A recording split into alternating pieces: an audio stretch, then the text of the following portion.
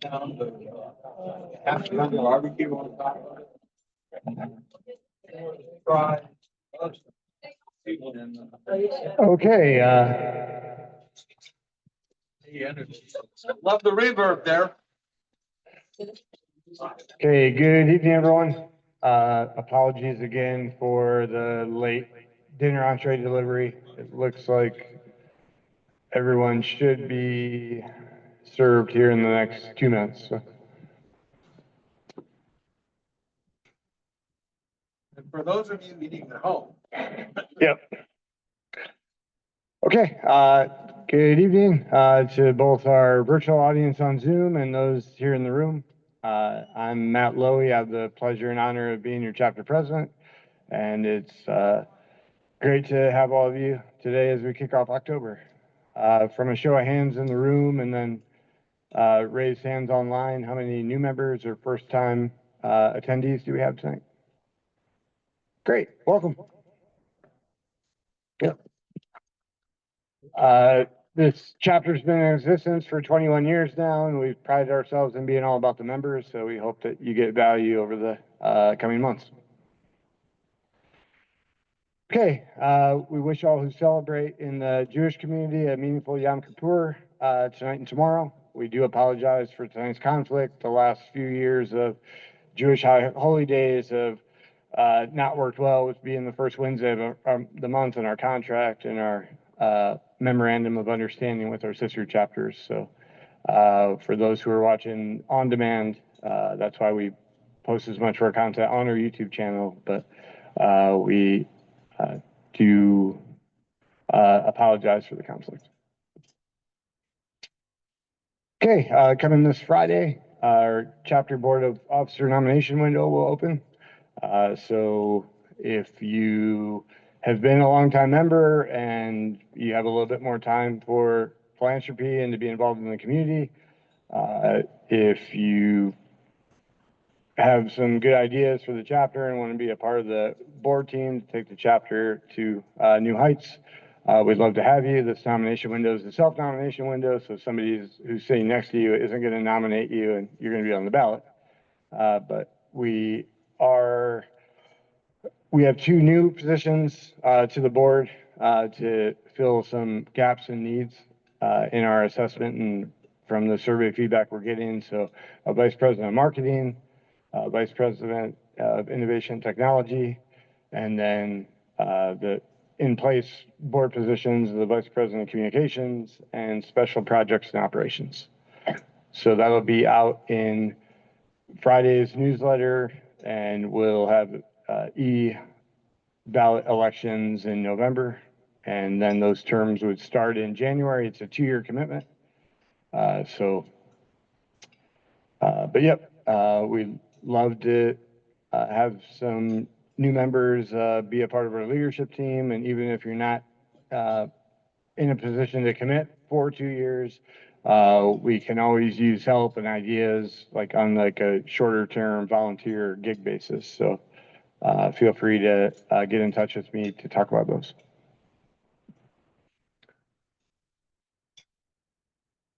Okay, our next Mass PDU virtual event for those who joined us last year in our in-person 2-day 20th anniversary symposium. We ran into a few scheduling problems, so the in-person Mass PDU event will be in the spring once the winter weather clears. But this will be a virtual event themed around from the county to Capitol Hill, project management in the public arena. This would be county and local government, state government, and federal government. For those who have to sign a furlough notice today, we send our best and positive energy. And we'll talk about the federal workspace a bit, but more in terms of realistic conversations. And that'll be Tuesday, November 18th, all day via Zoom.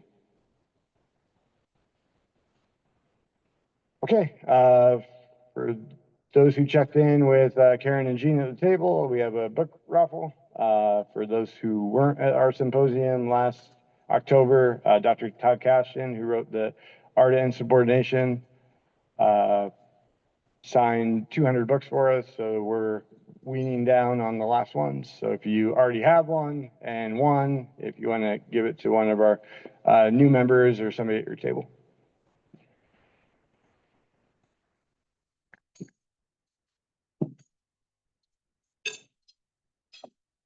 And that last 3 digits is 491. Yay, we got a winner. Round of applause for him.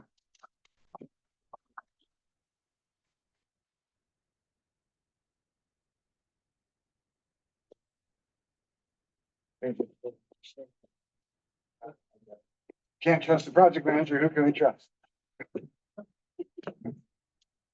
Okay, and then I had a joke for those who got their entrees late to make up for it. We give you a free dinner next week, but I forgot the joke until now, or next month. So we have a time-honored tradition within our 21 years of chapter as a November dinner being our member appreciation dinner. So that's a free dinner for everybody who has a active chapter membership. So if you expired a month or two ago, we still feel that $20 for annual dues is some of the best value you can get within the PMI local chapters. So that'll be Wednesday, November 5th, right down here as well. It'll be a buffet style line.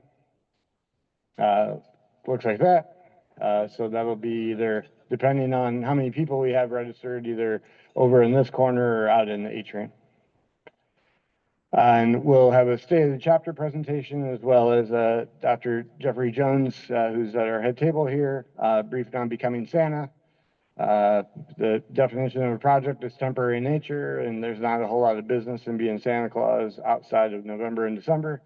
So this will be a fun, timely presentation to talk about what was the origin of him being a steward of Old St. Nick, and then what goes into it. So we're looking forward to having a packed room. We'll still offer the simulcast via Zoom to all of you. But yep, that registration should be open either Friday or Monday as well. And we do have fire marshal capacity for down here, but I think if you register in the first couple of weeks, you should be fine. And then also that day, we're partnering with Manna Food Center right down the street on Kaese Road for another holiday food drive. I take a picture every year so everybody knows I'm not just taking them home for groceries for the next 2 or 3 months. So yeah, more news to come out there. Okay, round of applause and virtual cheers for our newly certified chapter members this past month. We had around 10 earn their PMP, one certified project manager in AI. That's a new certification within the past 12 months. It is a proctored exam. The cost is, with the training class and the handbook, is $600. They're going from version 7 to version 8 because the exam existed before PMI partnered with the provider and rebranded it as a PMI certification. And then we have plenty of members still chasing down the Agile Certified Practitioner, as well as the Certified Program Manager, and Portfolio Manager. You don't see that much on vacancy announcements and position descriptions, but I think they still do add value. And if you're a company, agency, if you're an entrepreneur, like you have training education allowance every year to use, you may as well get one of those more senior PM certifications. Some look at the PMP as a bachelor's degree or a high school diploma, depending on what sector you work. So it's always good to challenge yourself. They're updating the PMO, the portfolio, and the program curriculums just as often as they're updating the PMP itself. Speaking of the PMP, the body of knowledge that's based on the PMBOK version 8 is currently targeting a January 13th, 2026 release. Some of our members were on the review of the version before it got hardened and finalized. It has a cool cover, and that'll be available for free download to all PMI members via PMI.org. And then the Agile Practice Guide, second edition, has been drafted. That's currently available for review on comment. We'll put another blurb in our newsletter tomorrow for that. But if you are interested in reviewing the 100 pages and providing comments of where you think it should go if you're doing a lot of Agile project management today, that's a good opportunity, and that's open through next Thursday. Okay, keep tabs on our calendar as everyone's Gmail or Yahoo Mail, for those who still use Hotmail, or their Xfinity emails get populated with all these webinars and things. Like, I try to take the ones I get and put them on the chapter website newsletter. So if you are furloughed and need to occupy your time over the hopefully not too long, but at least coming days and weeks, that's a good resource. Does anybody need a job or have a job that they're willing to come up and either give an elevator pitch for themselves or speak to a position they have open?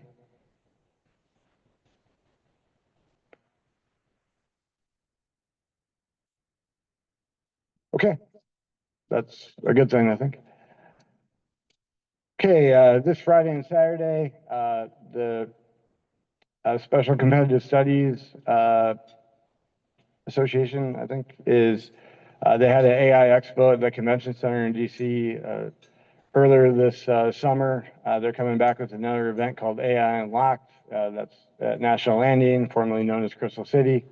Friday, it's going to be different presentations in the Alamo Drafthouse Theaters seating, and then Saturday is the 6th block on Crystal Drive, kind of, if you look at it as like an AI Expo festival outdoors. So a good opportunity. It's a free event. That'll be in the newsletter as well, but if you just Google AI Unlocked at your table, that registration's fairly easy and free for those who are AI curious, which hopefully everybody is. Okay, if you need PDUs, we're one of the few chapters in the global 400 chapter footprint that posts all their content on YouTube with claim codes. So if you're getting the reminders that you're due for renewal and you need 10 PDUs, 20 PDUs, getting them 2 or 3 at a time through our YouTube channel is a good idea. We're also one of the few chapters in the international landscape that has a Sisters Toastmasters group. We're joined by their leadership, so if you guys would want to come up. Alan. Sorry, I think I got a mid-bite. So. Thanks.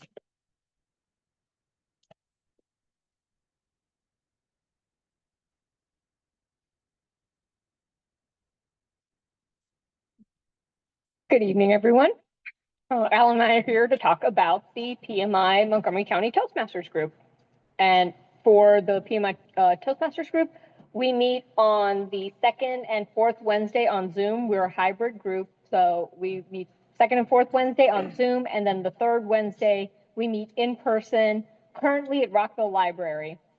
Our next meeting is next Wednesday on Zoom, and you can sign up from our website or just come see me and Alan for our card, and that has a QR code that you can use to sign up for the meeting. And I'll turn it over to Alan.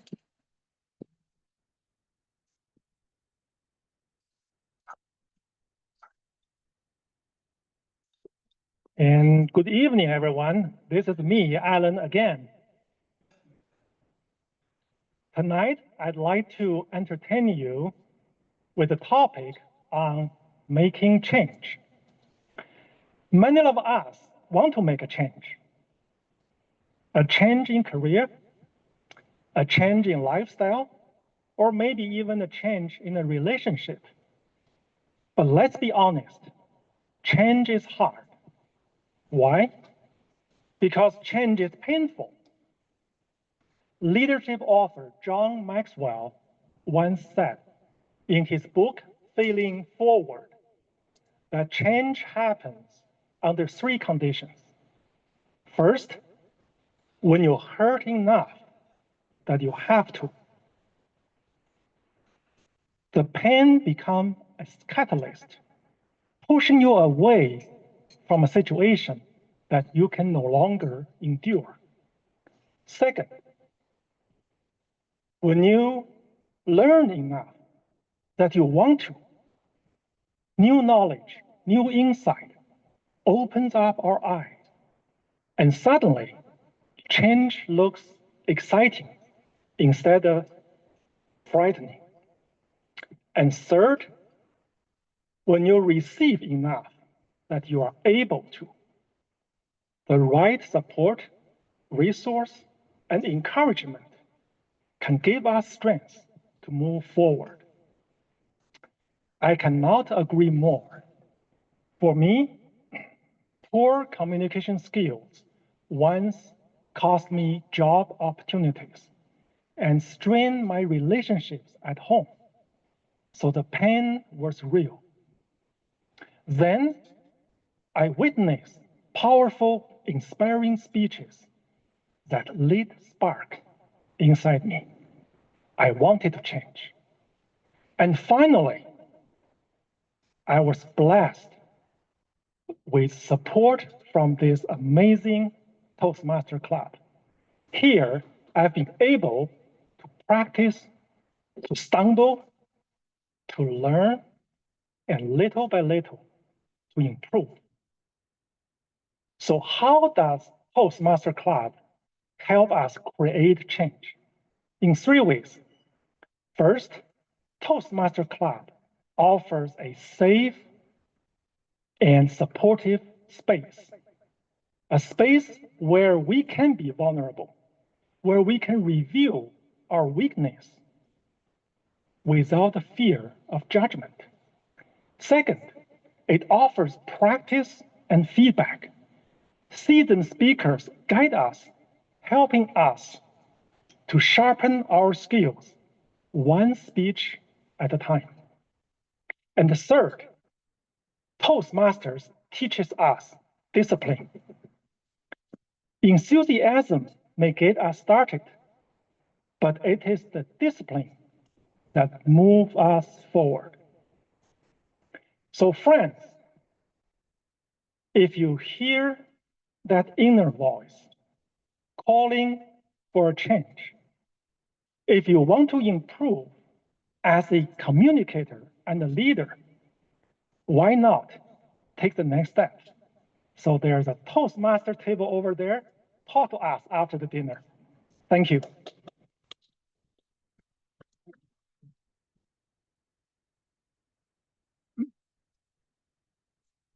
Okay, our sister chapters are doing good things. PMI-WDC has their big annual conference at the Hilton National Mall. Of course, the Hilton National Mall is not giving them the site for free, so it's a little bit of a high price tag at $400 for members or $440 for non-members, but there are discounts for military and former federal employees. Yes, sir. I called them about that. If you were not a member of the DC chapter, you pay non-member rate. Okay. Yep. Yeah. So that member means of their chapter, which is a $40 due year commitment. So good catch. But a great day of content. And then the evening before, there's a ballroom gala. So just food for thought there. PMI Baltimore up 70 in 2 Wednesdays has a dinner event where Dr. Larry Frazier is talking about applying critical thinking to improve decision making. And then PMI Silver Springs giving DC a run for their money and doing an opposing event. So they're having their annual member meeting day, which is at the Rockville Library, as previously stated, with the Toastmasters meeting. And that's a free lunch Saturday afternoon. So, just continuing to support each other, and you can fill up your whole month with PMI events if you so choose. Our education partners are still doing great things, with the release of PMBOK version 8. Eventually, the exams will tie to that and those new standards and curriculum. So if you're finding yourself in search of a certification or managing a staff of up and coming program and project managers, this would be a good opportunity. And we're thrilled to have Mr. Ron Kaese with us today. For those who signed up and have been sitting here but still don't know what TEDCO is, you'll hear a lot about it. And I think the handouts got distributed, and we'll continue to promote for our virtual audience. He's currently a technical advisor at TEDCO. He's been with the company for 16 years. He holds an executive MBA, 40 plus year career in accounting, all different types of leaderships, and he's a critically acclaimed ballroom dancer. I'm less than 45 days from my wedding, so I've already got my spotlight dance class in, and I put it on YouTube so I could practice. Of course, I got the copyright infringement, so it had to be muted, so I'm still trying to remember the musical cues. But yeah, if you can dance in a ballroom, you can lead a project. So welcome, Mr. Kaese. You now have plenty of time to practice. Sure. I'll try and I'll offer you a couple of tips on ballroom dancing before I leave. Okay.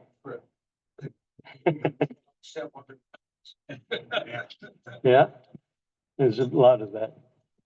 First off, I'd like to thank William Ziegler for the opportunity to present on the Maryland Technology Development Corporation to the Project Management Institute. I would also like, can we get the first slide? Oh, yeah. I'm sorry.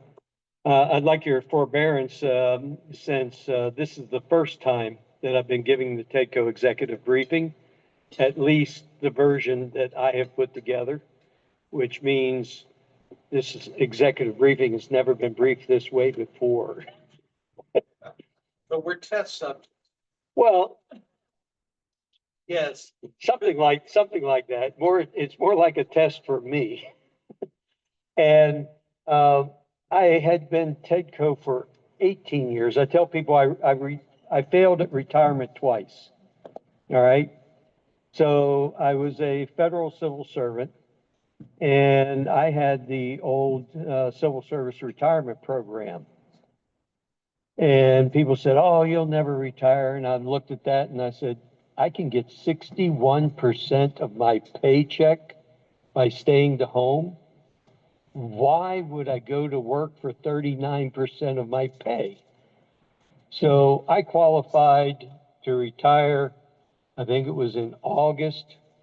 I put my paperwork in, found a job on the outside, which was TEDCO.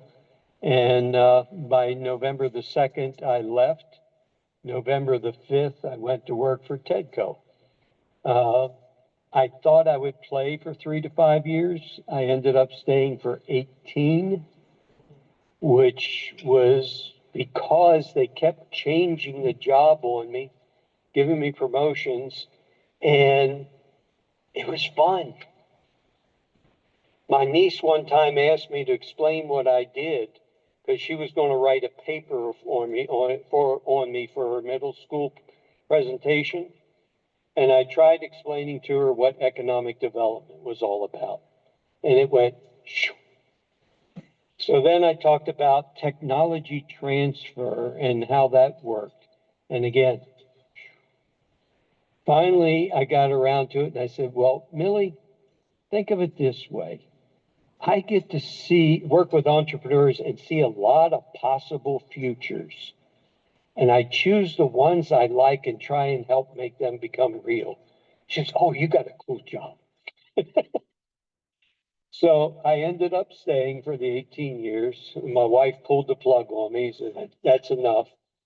And before I could leave, I started getting pestered. Well, I want you to help with this project. No, I don't care who TEDCO hires. I want you. And I end up standing up at LLC in 2020. And I've had, without advertising, I've had a series of customers, and I'm back at TEDCO as a consultant with them. So before we get started, let me learn a little bit about my audience here. How many of you are entrepreneurs? Own, run a business, or trying to get one off the ground? Good, good group. Okay, or an executive at a business. Okay, and then the other group I look for is those that are coaching and mentoring entrepreneurs. Anybody doing that kind of work? All right. A few online or in the executive coaching, professional coaching. Okay, we can go to the next slide. Yep. If you can take your cue off. Oh, you cannot go see. Okay.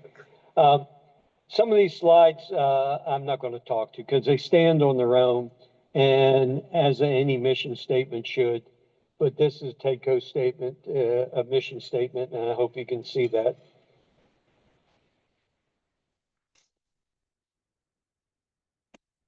And then to go along with that is our TEDCO's core values and accountability, collaboration, integrity, respect, and stewardship with their appropriate definitions. And this was kind of a staff-built value statement. And then TEDCO started out with a few programs to support entrepreneurs where there was a void. And when I first started with TEDCO, they had a small pot of money, and I was asked to stand up their first grant funding program. I had enough to give each company $20K. Our staffing was, I think it was 6 people at the time. So I went out to events, I networked, I identified entrepreneurs, I got applicants, I evaluated them, decided to fund them, followed up on their projects and how that was being managed, and followed it through to final completion of the reports. Nowadays, the money is more, and they typically have multiple staff handling those functions. But in the good old days of a startup TEDCO, it was so much fun.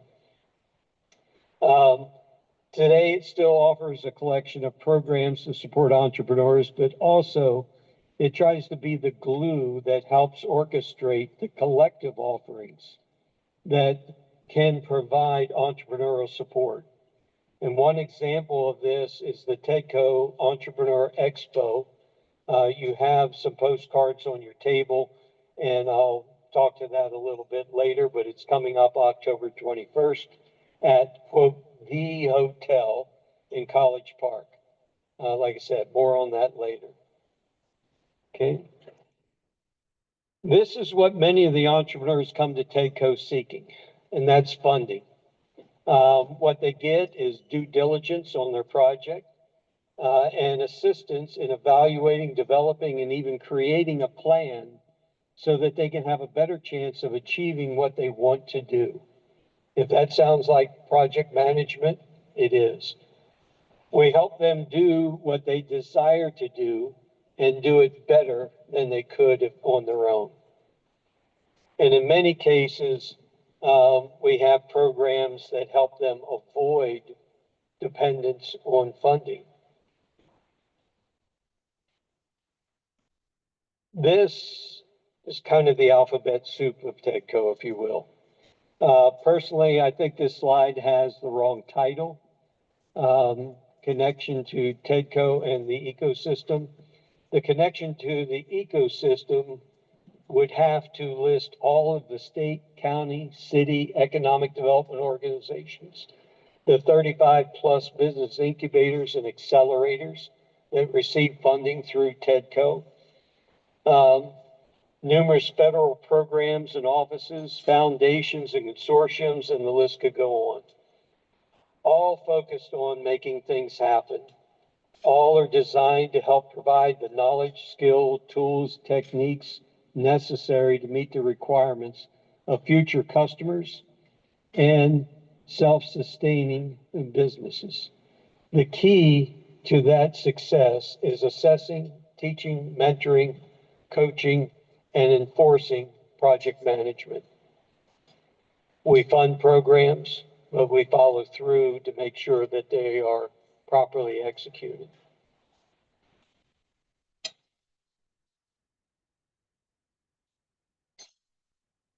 Oh, good. My slide didn't advance. All right. With each of these overarching programs, TEDCO has demonstrated success. So this is the format we'll follow on many of our programs with the program to date accomplishments. And the Maryland Stem Cell Research Fund came out at the time that the federal government was saying, no, we don't want to fund embryonic stem cell research. So the state of Maryland had a funding program. And I think our program was like $30 million over 5 years. California had one, it was like $300 million. And people kept saying, oh, but California, but California. And we looked into it and they said, wait a minute, how much of that money has California deployed? And it was like next to nothing. And yet TEDCO in the state of Maryland had already deployed almost a third of their funding. So it made a whole lot of difference. You got a big number to brag on, but how much are you putting to work?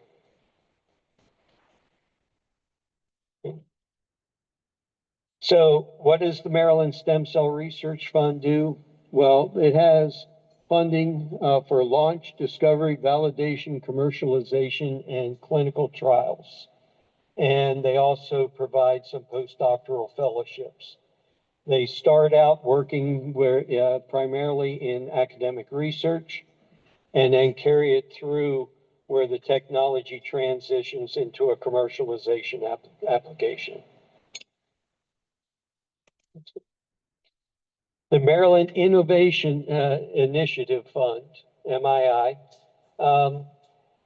Again, this is that program impact slide. And you can see here that that's been rather successful as well over the years.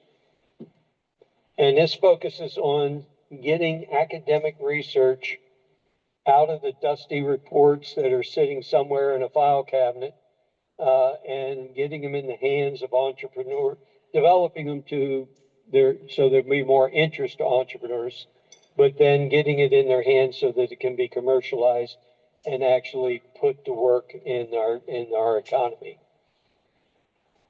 The MIA program does both grants on the academic side and the effort and investment on the commercialization side.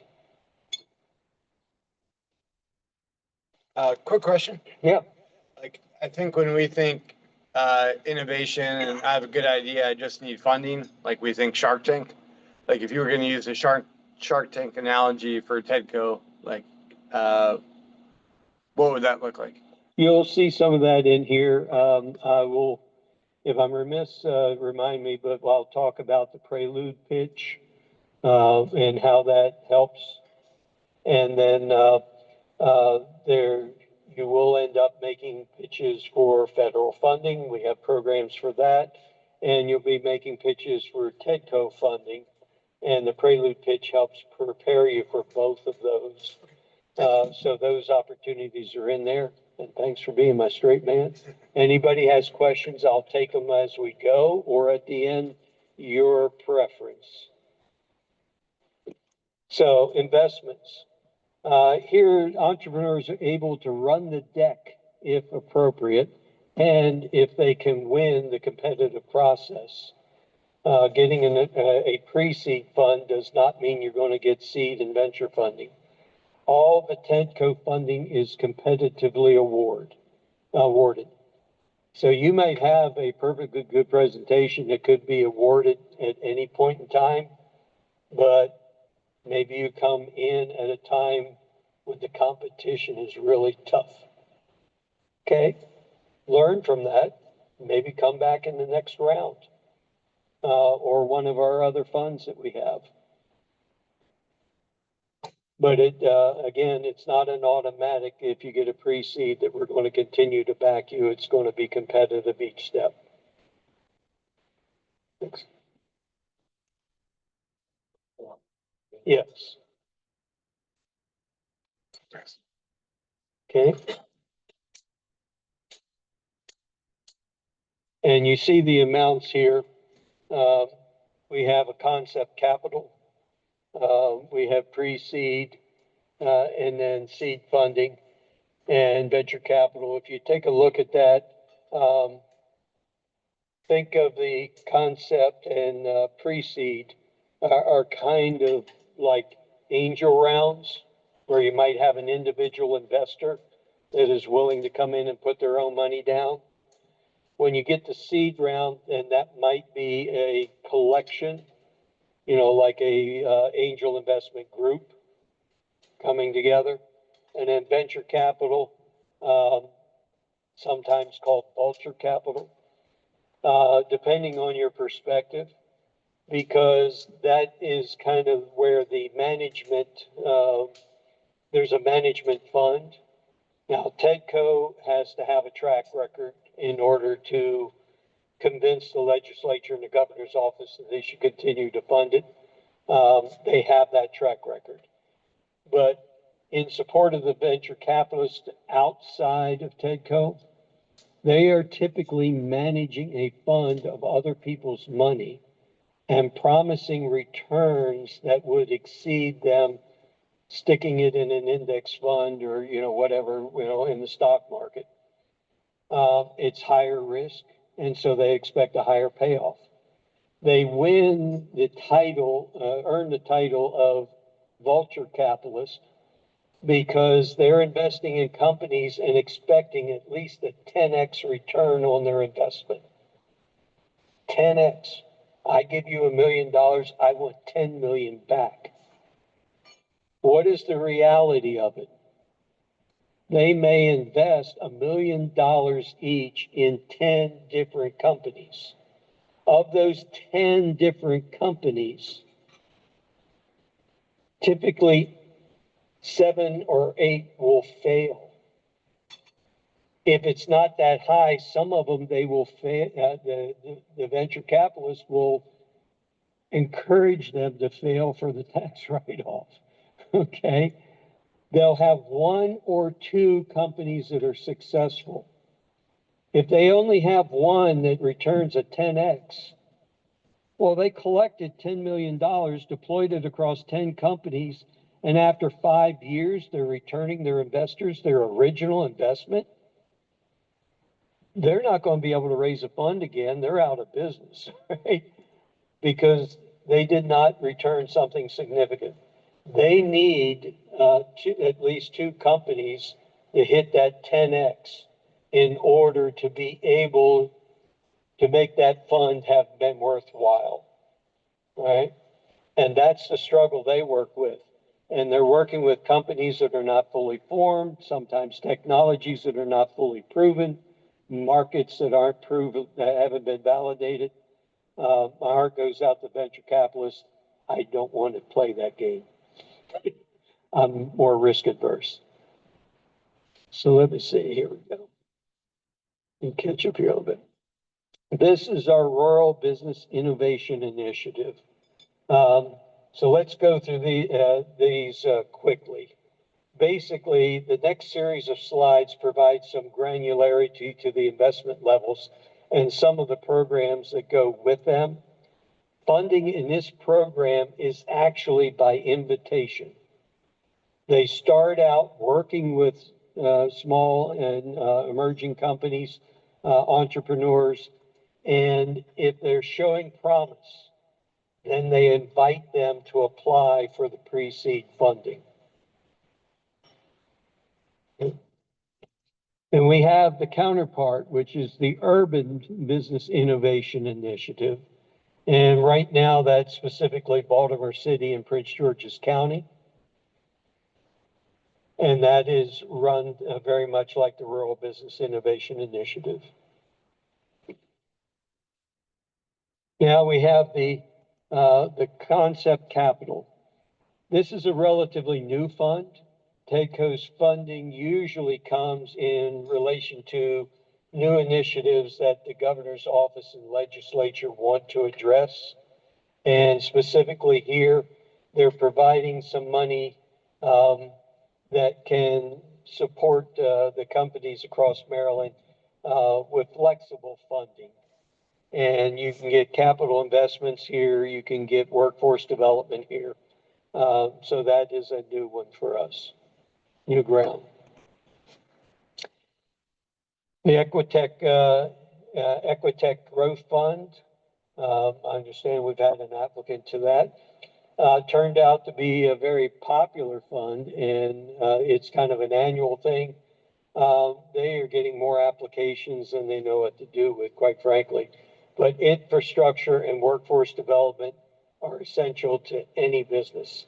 And this is where the focus is in this program. Oops.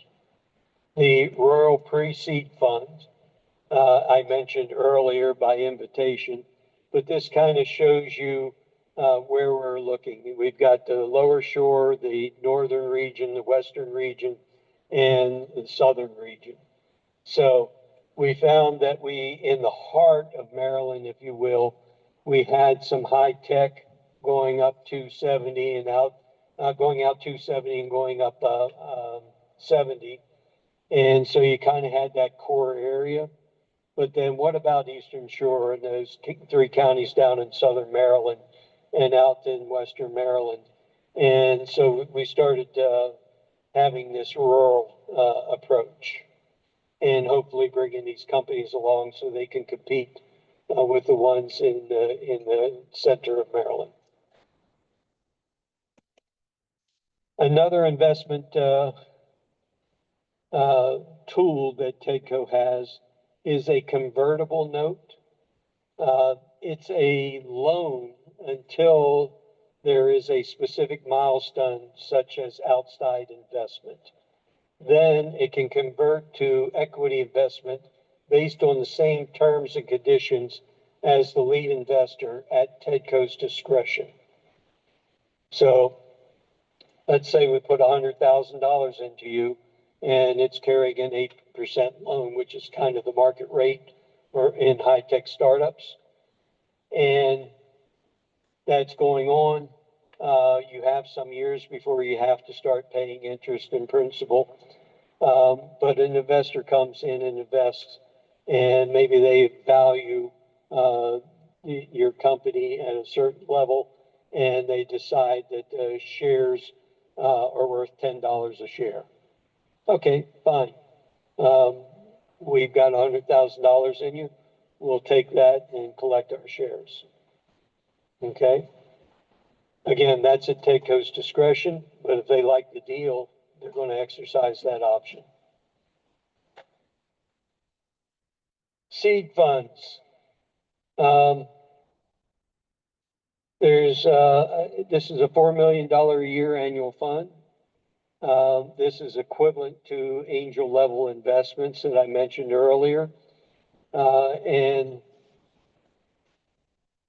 they have different types of seed funding within this, but they rolled it up under one. And so you got 4 segments there that are key focus areas. The Technology Commercialization Investment Fund is pretty much technology agnostic. Cybersecurity, on the other hand, is cyber. Life sciences, again, that's specific to life sciences.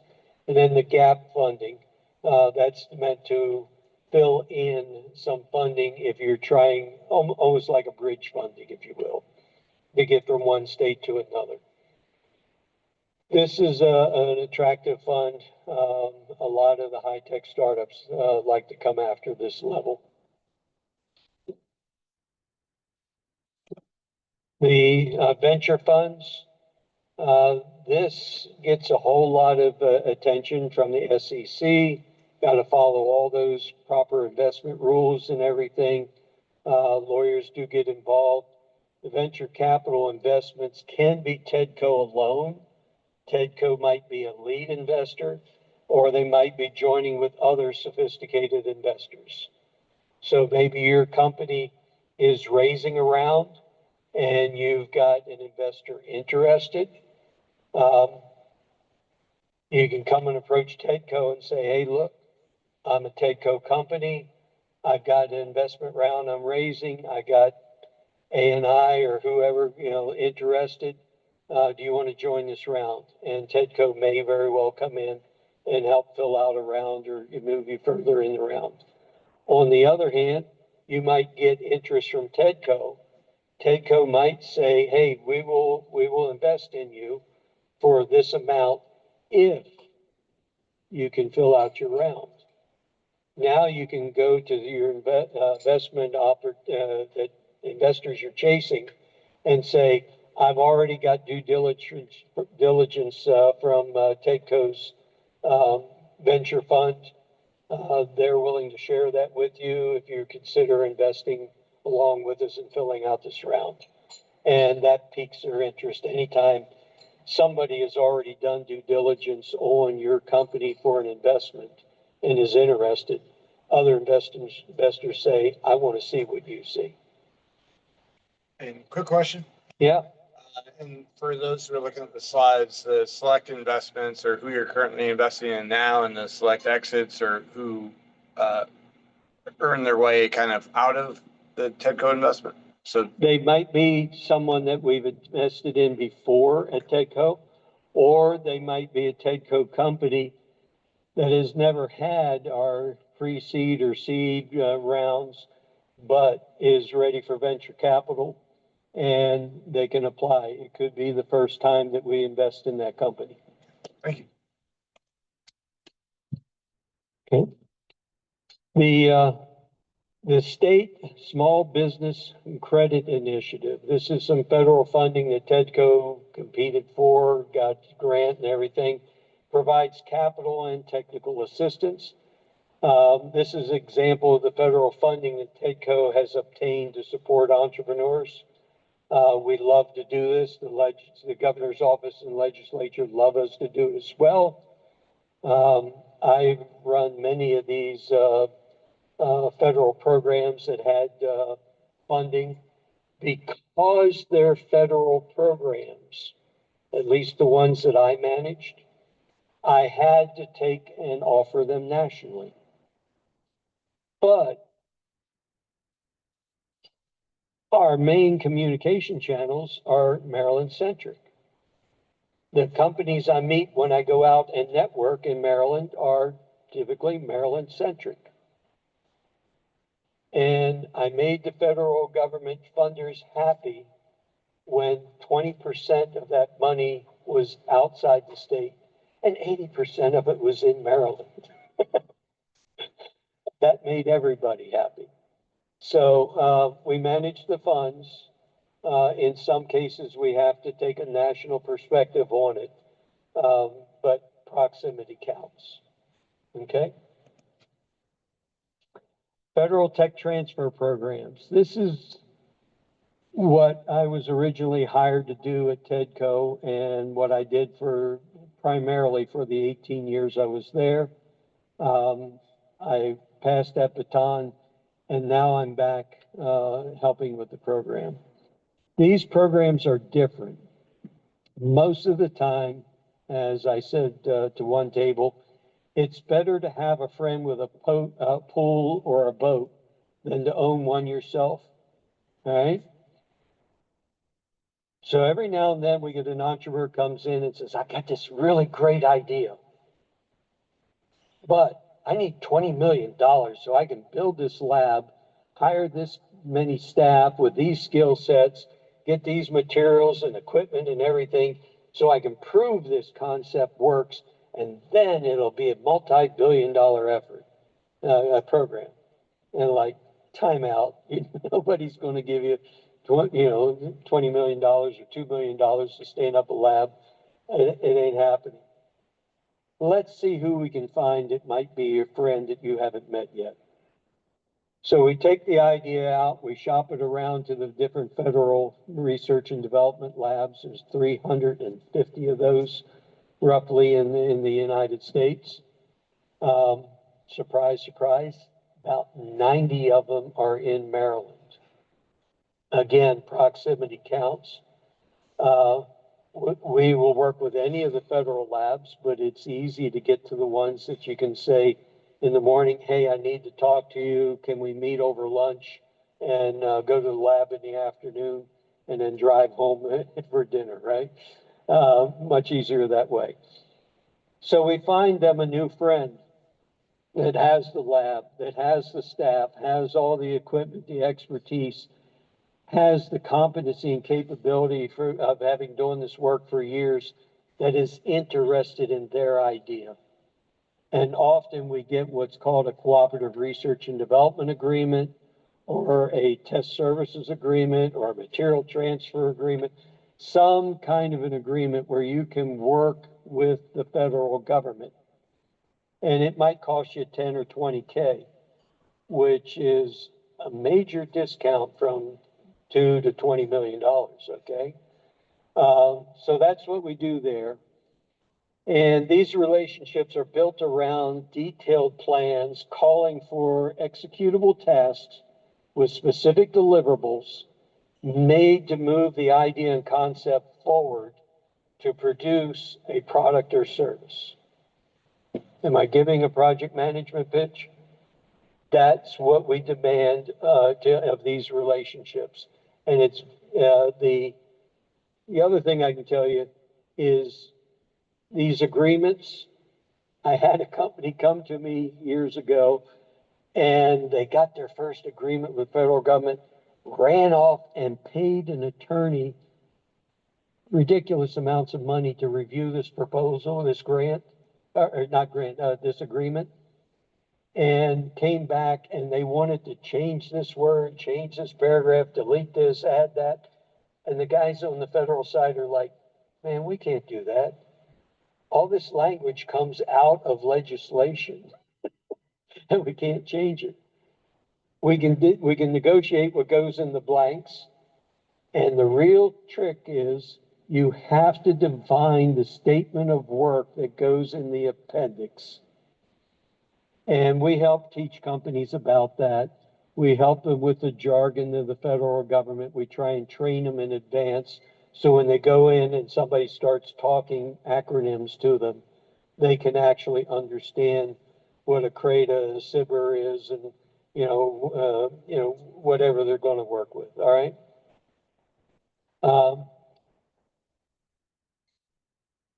And often this is what the federal program is all about.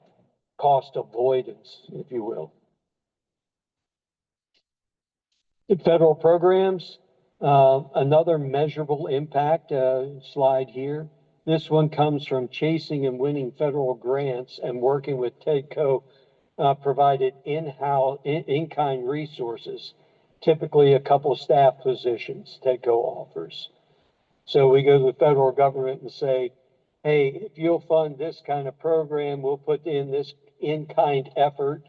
And the government looks at that and says, oh, they're willing to leverage this. Let's give it a shot. And so we've been very successful at that. Now, this next slide, I want to warn you, it's not an eye chart. You're not supposed to read it, but it demonstrates what I was saying earlier. If you look there on the right-hand side, you see that big wedge come out? That is the list of federal lab headquarters that are in the state of Maryland. And there are more labs that go, there's specific labs go underneath that. So like if you're at Fort Detrick, yes, you got the Defense Health Agency there. But at the Defense Health Agency, you have the Research Institute for Infectious Disease, and the list goes on down the line. You got Walter Reed Army Institute of Research and so on. So that list over there is is the basis for the multiplier. Okay. The other that I already mentioned that proximity counts. Of the 350 plus federal research labs, about 90 are in Maryland. So DefTech, and I don't know if we're going to have to change this, but this was defense technology. I don't know if war tech would work as well. But here we're focusing, this was originally working with only one lab, one program with just a few labs that were in Maryland. 3, if I remember right, the first year. Then it came to TEDCO to manage for implementation with any DoD lab, all right? And in this latest expansion, we can now work with any federal lab. So you see how we take a program and show success, and then we go back and ask for a bigger bite and a bigger bite. And that's one of the ways we build our programs. Here we have the DefTech Academy and certification. We teach companies how to work with the federal labs. We teach them things about technology readiness levels. So when somebody says, oh, what's your TRL? What's TRL? Well, it's a technology readiness level. And it's a scale that goes from 0 to 9.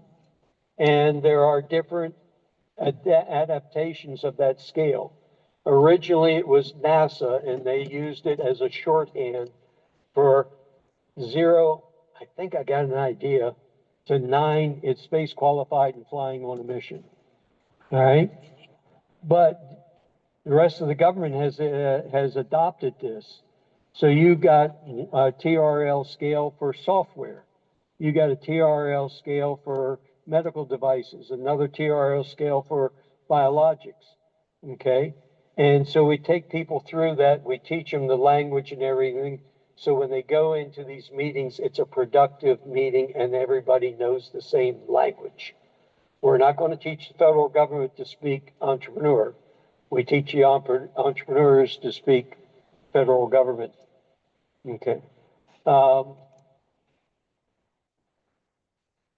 So the 8-year history, it began in 2018 with one lab supported by DOD and Maryland Commerce, and then you can see how it progressed. This is the program that I'm currently support within TEDCO, an economic development agency.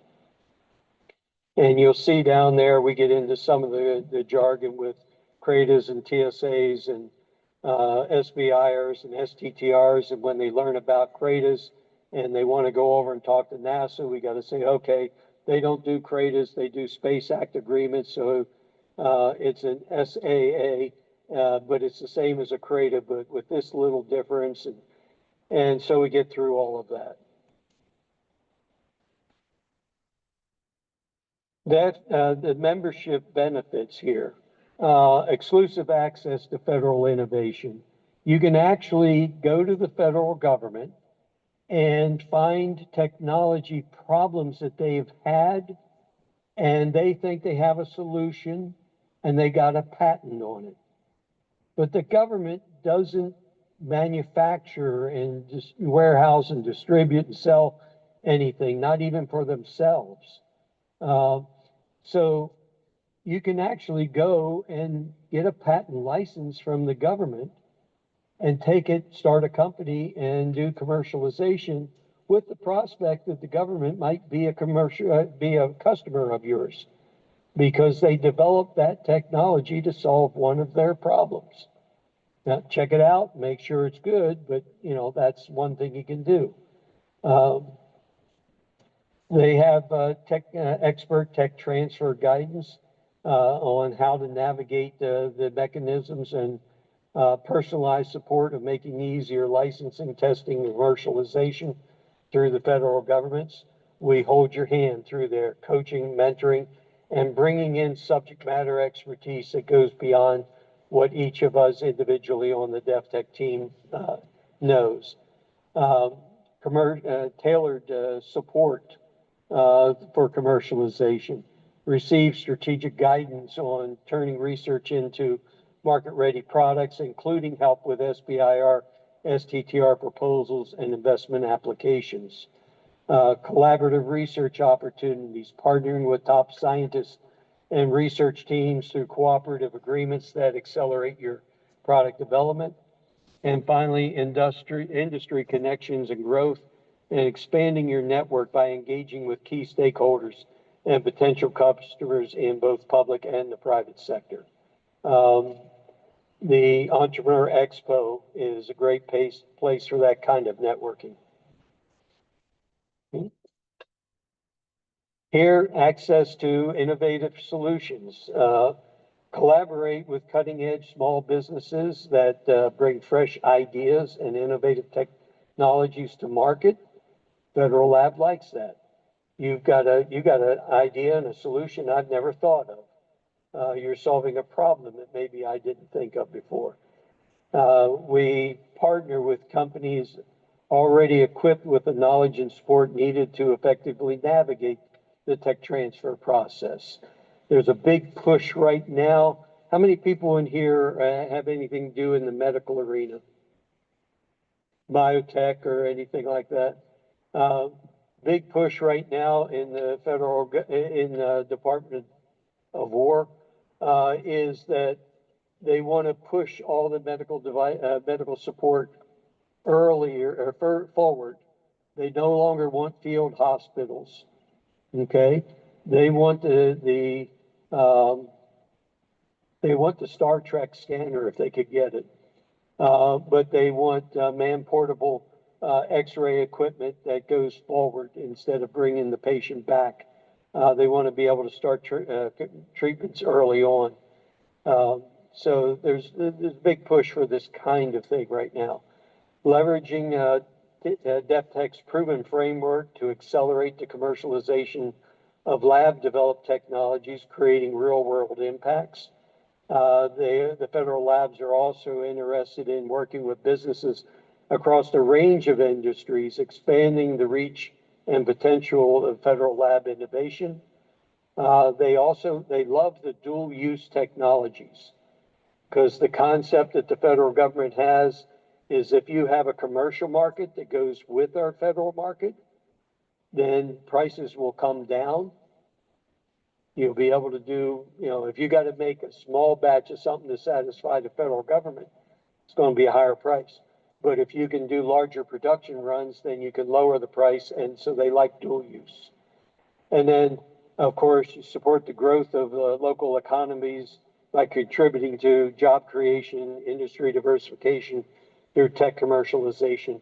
And in the tech transfer legislation from the federal level, they are specifically tasked to help with economic development focused on primarily small businesses.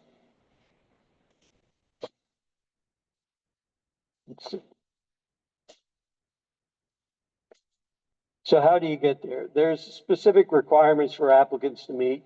The main one is that I look for is not checking off these box requirements. Yeah, meet with a DefTech advisor, see if the program's right for you. Complete the application process. Yeah, fine, check that off. Go through the training so you know the language and you know what can you expect. And then access to services and support. What I look for is there some critical inflection point for your company that is going to give you a major step forward that I think we can satisfy by working with a federal lab? Personally, I'd rather not. I appreciate companies can grow incrementally. I like the leaps and bounds. These are some of the companies that we're working with. Red Helm, young guy was in high school in a science fair. One of the judges was from the Office of Naval Research, liked his idea. He graduated, he got an internship at the Office of Naval Research, got intrigued by some technology there with a concept he had of recharging electronic drones with a laser. You didn't have to land them, you didn't have to bring them back, they could continue to operate, and maybe you could hit them with a beam while they're doing mission and keep them operating longer. He is supposed to start he did a DARPA phase 1 and transitioned to Office of Naval Research for his phase 2 SBIR project. It's supposed to start this month. CarTech has achieved FDA approval on a device. We started out when this was of one lone person working in an incubator, and she had a simple idea. You know, some medications come in a glass ampule, and they have to break the glass ampule and load the syringe. And sometimes you can get glass shards in there. And now you're going to inject a patient. She came up with a filter to prevent that, got it all the way through FDA approval. And through the contacts that TEDCO has, that company now has a request for initial order of, if I remember right, it's 5,000 of their product. So this is some of the things we can do. Civil has been making great progress with Defense Logistics Agency, got a 6-month trial contract to prove that they have a way of measuring the impact of policy statements. DLA is in love with it. They're now talking, they're implementing their 7-figure contract with DLA, talking about moving this into other agencies. I see where it could also be used for marketing campaigns. Is the message getting out there? Are you getting a response from that? How about political campaigns? You know, the people buying what you're putting down, okay?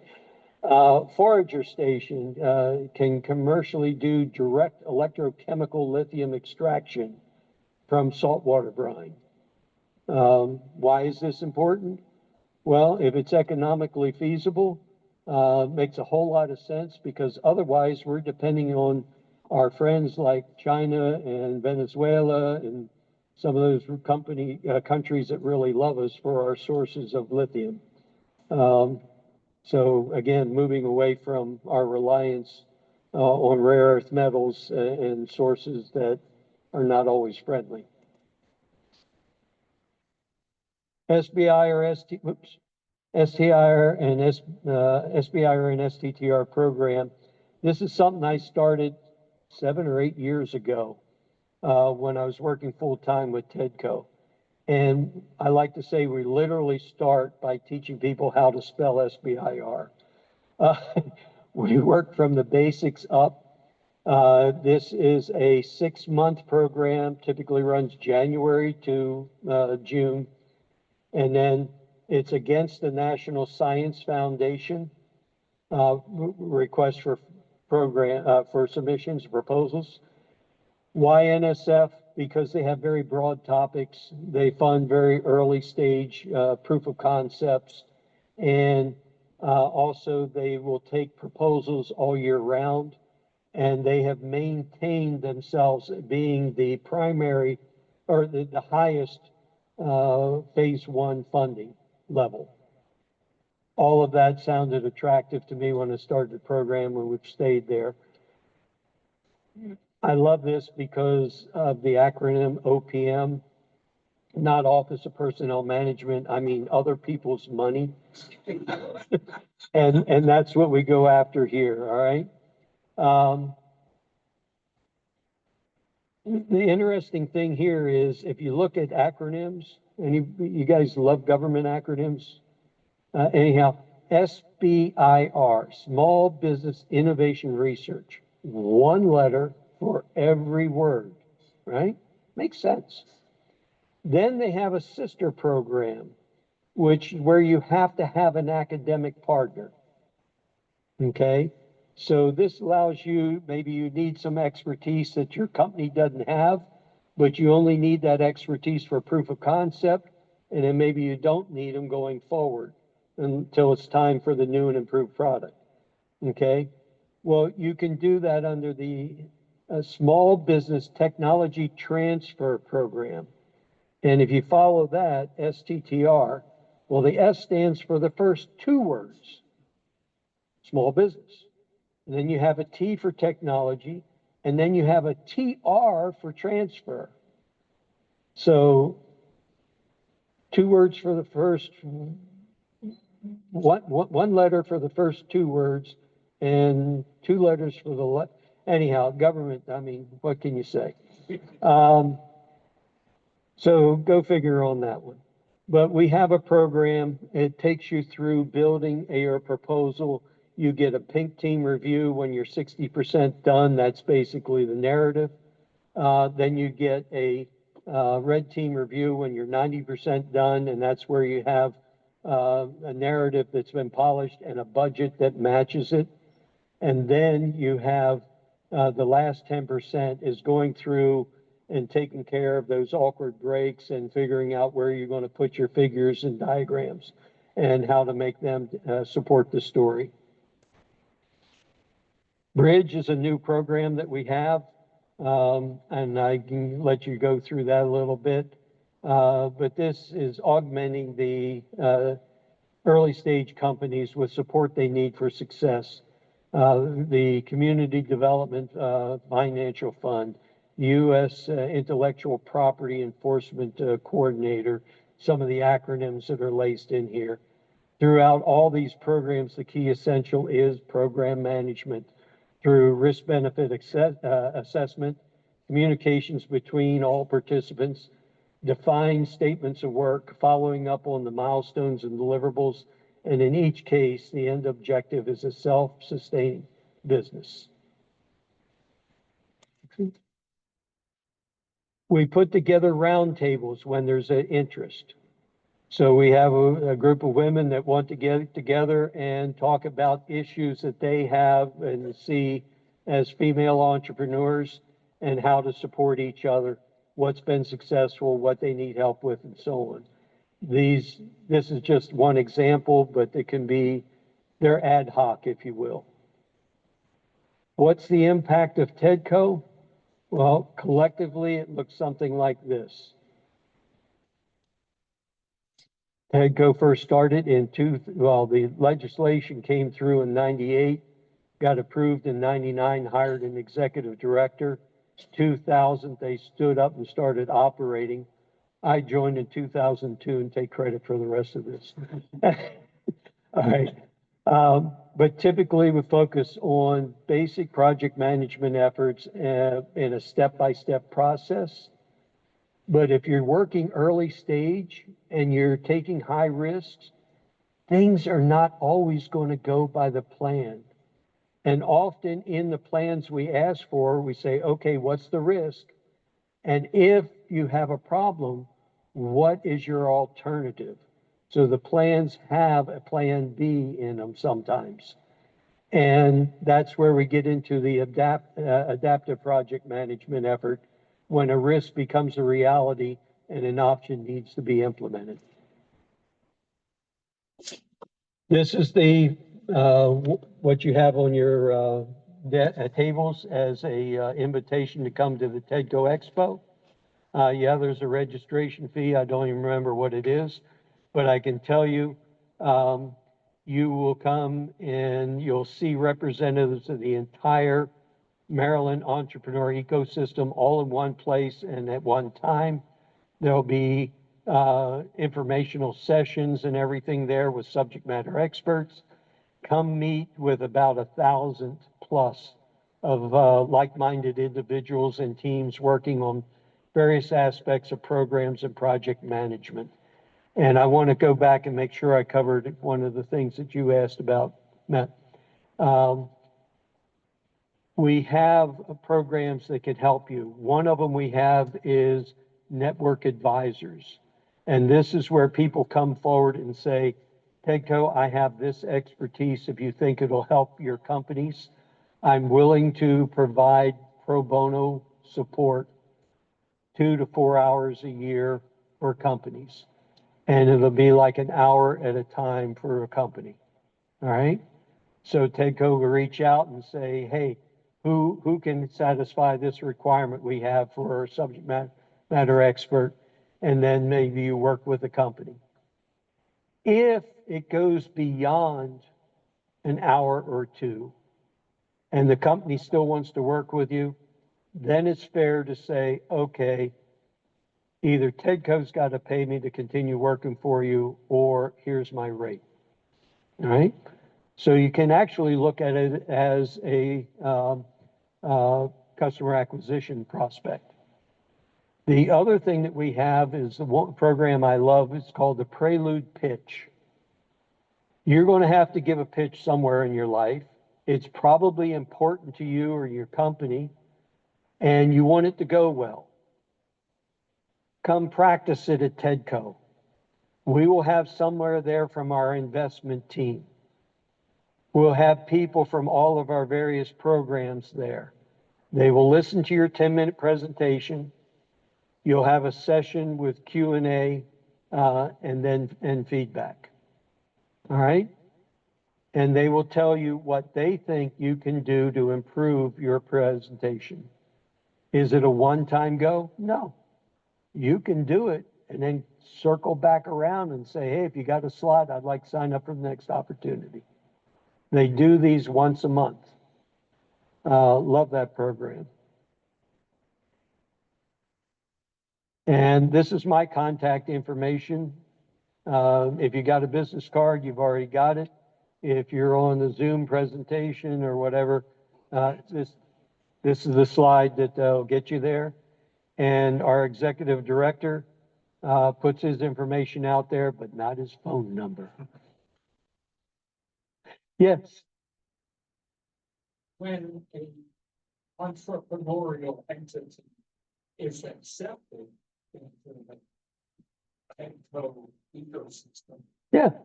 and they become successful, do they stay with TECDO? We'll support you as long as you want Well, to become.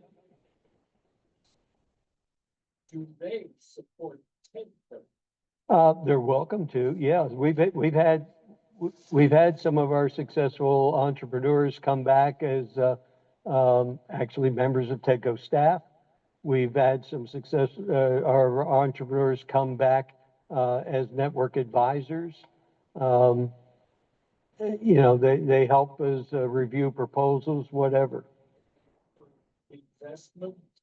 No, we haven't had that unless they're an angel investor or part of a venture firm that wants to co-invest with TEDCO. Okay, so yeah, that's intriguing. And you know, if you sold your company and you're tired of living on that Caribbean island, you want to come back to Maryland and drop a little coin on some startups, let me know. Question? Sure. To be an advisor comes with wisdom. Wisdom comes with experience and opportunity. Does TEDCO have opportunities for mid-level project managers who don't necessarily fit that advisor role, but can still provide value? We could pursue that and take a look at it. Okay. Yeah, providing value is the bottom line. Okay, so we can take a look at that. So it's not so much the Rolodex that you could bring to TEDCO, but the value you could provide. Yeah, the Rolodex is fine, and we have enough people that you typically can do that. Pretty broad reaching at TEDCO. But on the other hand, if there's value that can be added and somebody says, hey, look, I know how to structure a project, I know what you got to do. We often rely on what's called the business model canvas. And I don't know if anybody here has that area of expertise. Yeah. I have a question. Oh, okay. Well, let me finish on this. I'll get right with you. But a business model canvas tries to take a one-sheet piece of paper and fill in, I think it's 9 different blocks or something in there. And you start with your idea and concept. How are you going to get that out to what customer? How are you going to deliver? What's your value proposition? What's your competition? What's your differentiation? You know, all that kind of good stuff. And try and gel that down to one paper. And then there's a version of that called the Lean Startup Canvas. And it's, okay, I don't really have a fully blown company yet, but how am I going to get, how am I going to get there along the same lines? And it's an invaluable tool when you take somebody through it and mentor them through it. We can't run your company. We can't tell you what to do, but we can ask the right questions so that you come up with your own right answers. Thank you. Okay? Any question? So, the midst of AI, well, implementing domain specific large language models, I was wondering whether or not is there equivalent of like a project to take what has been written, people who have worked in the past many years, try to create teams with human advisors or wisdom makers that actually still do the job. As far as TEDCO implementing something like that, no, but we have entrepreneurs that are trying to do various things in AI. And I can tell you my 20-some years in, working this kind of thing, we've seen everything was cyber and then everything was nano and everything was robotics. And today everything, then it was all bio and now everything seems to be AI. I love AI. I think it has great potential. Gen AI is there, but some of the other versions of AI still have a long way to go. And I think we're seeing some of the Hollywood hype. We're early on the hype curve on it. But yeah, funding AI projects, working with entrepreneurs, implementing AI, and the federal government is asking for it. More and more, they're looking to see AI implementation. And I think this administration thinks they're going to get a lot of mileage out of implementing AI. And maybe that's their trump card that they want to play after staffing cuts. Okay, I- last question over here. Yeah. So you mentioned about the different stages of applying for seed money. And so how long does it take from like application to what you guys review and then provide that review? Pre-seed goes relatively quick. It might be within, let's say, within 2 months, because they've already got it in their head that they want you, and they've talked it with their staff and everything, and they've asked you to apply. Okay. When you get to the seed, it takes a little longer. It might be more like 4 months or so. When you get to the venture, now you're talking some big coin. Maybe you got to put together a consortium of investors and everything. It may be 6 months or more. So, yeah. And I think you see the natural granularity that goes with it. Thank you very much.